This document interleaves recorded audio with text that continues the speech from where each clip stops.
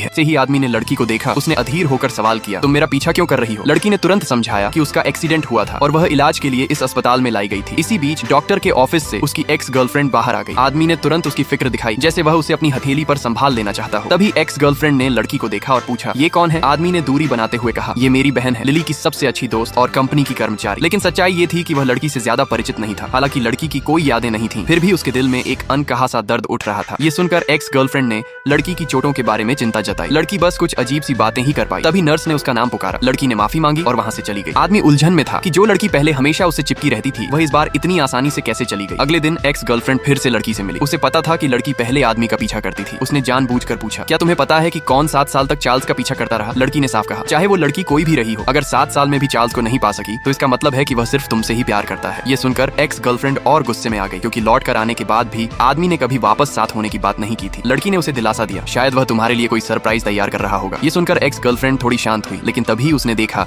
कि आदमी उधर आ रहा है। ताकि आदमी लड़की के लिए कोई भावनाएं न बना ले, उसने जानबूझकर झील में कूदकर लड़की पर इल्जाम लगाने की कोशिश की। ये देखकर आदमी तुरंत पानी में कूद गया और एक्स गर्लफ्रेंड को बचा लिया। लड़की डॉक्टर को बुलाना चाहती थी, लेकिन आदमी ने उसे डांट दिया। उस पर इल्जाम लगाया कि उसने किसी को पानी में धक्का दिया है और मौके का फायदा उठाकर भागना चाहती थी। बिना कुछ सुने आदमी ने अपने लोगों से कहा कि लड़की को पानी में धकेल दो। जब लड़की को होश आया तो लिली उसके पास बैठी थी और बोली, तुम तो बस एक दिन के लिए ही बेहोश थी। लड़की ने सच्चाई छुपा ली ताकि लिली दुखी न हो, लेकिन लिली ने कहा, मेरी समझ के मुताबिक मेरा भाई तुमसे जरूर प्यार करता है, बस अभी तक उसे एहसास नहीं हुआ है। क्या तुम अब भी उसके लिए नहीं लड़ोगी? ये सुनकर लड़की को झील वाला मंजर याद आया और उसने साफ कहा, मैं कभी उस आदमी के लिए नहीं लड़ूंगी जिसका दिल किसी और का हो। अस्पताल से छुट्टी मिलने के बाद लड़की ने नौकरी से इस्तीफा दे दिया और अपने माता पिता और पालक भाई विलियम के पास लौट आई। वह उसे खुश करने के लिए ज्वेलरी डिजाइन प्रतियोगिता में नाम लिखवा देता है। लड़की ने अपना सबसे अच्छा डिजाइन ड्राफ्ट तैयार किया और शुरुआती राउंड भी जीत लिया, लेकिन फाइनल में उसकी फिर से आदमी से मुलाकात हो गई। जैसे ही वे मिले, एक्स गर्लफ्रेंड ने उसका मजाक उड़ाते हुए ताना मारा और जब आदमी ने विलियम को देखा तो उसने सोचा कि लड़की ने किसी को जानबूझकर बुलाया है ताकि उसका ध्यान खींच सके। इतना आत्ममुग्ध इंसान